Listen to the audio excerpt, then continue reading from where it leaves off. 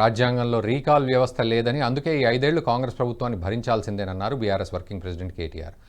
సిరిగల తెలంగాణ దివాళా తీసిందనడం సరికాదని హితవు పలికారు. అధికార కాంగ్రెస్ పార్టీకి కేసీఆర్ ఫోబియా పట్టుకుందని ఎద్దేవా చేశారు.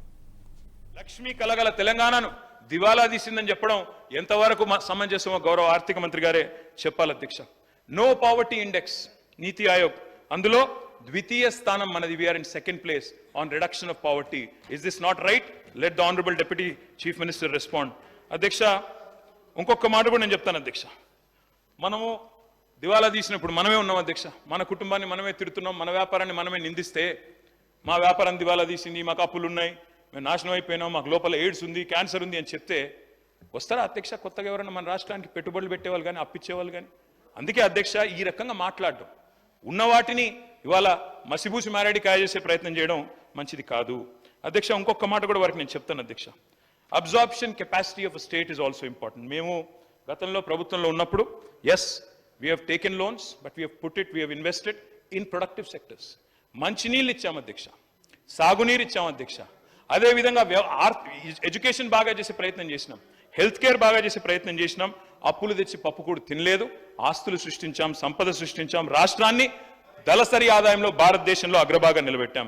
పరపతి ఉన్నప్పుడు పరిమితి మీరకుండా, దాని గురించి కూడా చెప్తా, పరిమితి మీరకుండా చట్టాలను ఉల్లంఘించకుండా రుణాలు తీసుకోవాల్సిందే.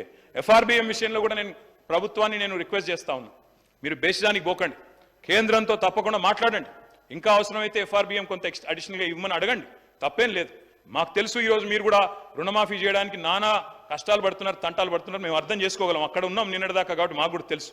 రాష్ట్ర ఆర్థిక పరిస్థితి తెలుసు, ఏ రకంగా ఒక పెద్ద మొత్తంలో ఒక్కసారి డబ్బులు తేవాలంటే ఎంత అవస్థ మాకు తెలుసు. నిద్రలేని రాత్రులు మీరు గడుపుతున్నారు, మమ్మల్ని గడిపే విధంగా చేస్తున్నారు, ఇక్కడ 3 దాకా హౌస్ నడిపి. కాబట్టి మేము సహకరిస్తాం, నిర్మాణాత్మక ప్రతిపక్షంగా we will cooperate with you. తప్పకుండా ప్రభుత్వాల తెలంగాణ వీళ్ళకు 10 ఏళ్లలో ఏం జరిగింది మంచి విషయాలు చెప్దామంటే వీళ్ళ కేసీఆర్ ఫోబియా పట్టుకుంది అధ్యక్ష.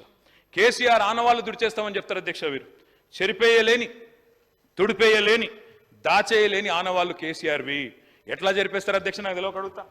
కాళేశ్వరం జలసవ్వడిలో కేసీఆర్, కాకతీయ చెరువు మత్తడిలో కేసీఆర్, భగీరథ నల్లా నీళ్లలో కేసీఆర్, పాలమూరు జలధారల్లో కేసీఆర్, సీతారామ ఎత్తిపోతల్లో కేసీఆర్, గురుకుల బడిలో కేసీఆర్, యాదాద్రి గుడి యశస్సులో కేసీఆర్, విరజిమ్మే విద్యుత్ వెలుగుల్లో కేసీఆర్, మెడికల్ కాలేజీల వైద్య విద్యా విప్లవంలో కేసీఆర్, కలెక్టరేట్ భవనాల కాంతుల్లో KCR, command control center heights లో కేసీఆర్, మీరు కూర్చున్న సచివాలయపు సౌధపు రాజసంలో KCR, T hub, T works, we hub సృజనలో కేసీఆర్, వ్యూహాత్మక రహదారుల దర్జాలో కేసీఆర్, అంబేద్కర్ విగ్రహ మెరుపుల్లో, ప్రపంచంలోనే అతి పెద్దదైన అంబేద్కర్ విగ్రహ మెరుపుల్లో కేసీఆర్, అమర దీపం ఆశయాల్లో కేసీఆర్. అధ్యక్ష, వారు అన్నారు అధ్యక్ష, డిప్యూటీ సీఎం గారు అన్నారు అధ్యక్ష, మీరు మమ్మల్ని అభినందిస్తారనుకున్నాం అని మాట్లాడారు అధ్యక్ష. ఇంత చక్కటి బడ్జెట్ పెట్టాం, అభినందిస్తారనుకున్నాం అన్నారు అధ్యక్ష. అధ్యక్ష, వారు నేను అడుగుతా ఉన్నా అధ్యక్ష, ఎందుకు అభినందించాలి అధ్యక్ష? ఏం చూసి అభినందించాలి? ఏమన్నారు మీరు? 6 గ్యారంటీలను 100 రోజుల్లో అమలు చేస్తాం అని మాట తప్పినందుకు అభినందించాలా? డిక్లరేషన్లకు దిక్కుమొక్కు లేకుండా చేసినందుకు అభినందించాలా?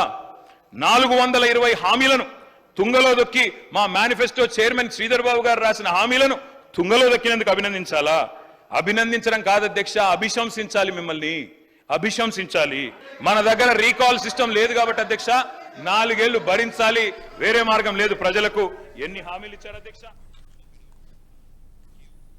ఎన్నికల సందర్భంగా కాంగ్రెస్ ఇచ్చిన హామీలు కొండంత ఉంటే బడ్జెట్లో నిధుల కేటాయింపు మాత్రం ఘోరంతా అన్నారు.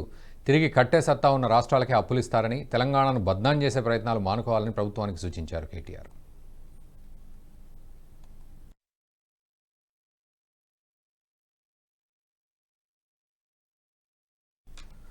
బీఆర్ఎస్ ప్రభుత్వ హయాంలో ఉద్యోగులకు 1వ తేదీన ఎందుకు జీతాలు ఇవ్వలేదని ప్రశ్నించారు కాంగ్రెస్ సభ్యులు. అందుకు కేటీఆర్ కౌంటర్ ఇస్తూ కరోనా కష్టకాలంలో ఆర్థిక వ్యవస్థ గాడి తప్పిన పథకాలను ఏనాడు ఆపలేదన్నారు.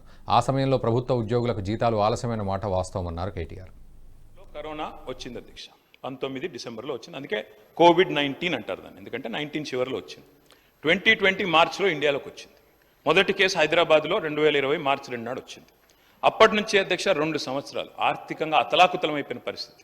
అందుకే అధ్యక్ష మీరు చూస్తే లెక్కల్లో అప్పటిదాకా జీతాలు చక్కగానే వచ్చినాయి కదా అధ్యక్ష. ఆ తర్వాతనే కదా కొంత ఏమనుకున్నాం, ఎక్కడ డైవర్ట్ చేశారో అన్నారు డిప్యూటీ సీఎం. ఎస్, ఎక్కడ డైవర్ట్ చేశాం అధ్యక్ష? మేమేమనుకున్నాం, కరోనా అయినా ఆర్థిక సంక్షోభమైనా ఆసరా పెన్షన్లు ఆగొద్దు, కళ్యాణ లక్ష్మి ఆగొద్దు, రైతు బంధు ఆగొద్దు, పేదవాళ్లకు ఎస్సీ ఎస్టీ డెవలప్మెంట్కి ఇచ్చే డబ్బులు ఆగొద్దని వాటికి డైవర్ట్ చేశాం. ఉద్యోగులకు 4-5 రోజులు ఆలస్యంగా ఇచ్చి ఉండొచ్చు, మేము ఒప్పుకుంటాం, ఇచ్చి ఉండవచ్చు. కానీ మీరు కూడా దయచేసి గమనించుకోండి, సరి చేసుకోండి. ఈ రోజు కూడా బట్టి విక్రమార్క గారు నేను కోరుతా ఉన్నా, మీరు కూడా మిమ్మల్ని మీ డిపార్ట్మెంట్ తప్పుదోవ పట్టిస్తోంది. చాలా మంది చిరుద్యోగులకు నిన్న హరీష్ గారు చెప్పారు, సిర్పూర్ కాగజ్ నగర్ ఎమ్మెల్యే గారు ఏం చెప్పారు అధ్యక్ష? కాంట్రాక్ట్ మెడికల్ ఆఫీసర్లు 10 నెలలుగా జీతం లేకుండా ఉన్నారు. దయచేసి మీరు కూడా ఈ వీడియో మీకు నచ్చినట్టయితే లైక్ చేయండి, 10 మందికి షేర్ చేయండి. అలాగే కామెంట్ల రూపంలో మీ అభిప్రాయాలను మాతో పంచుకోండి. Nationalist hub group of channels ను సబ్స్క్రైబ్ చేసుకుని తెలుగునాట జాతీయవాద జర్నలిజాన్ని ప్రోత్సహించండి. ఈ వీడియో కింద ఉన్న బెల్ ఐకాన్ పై క్లిక్ చేయడం మర్చిపోవద్దు.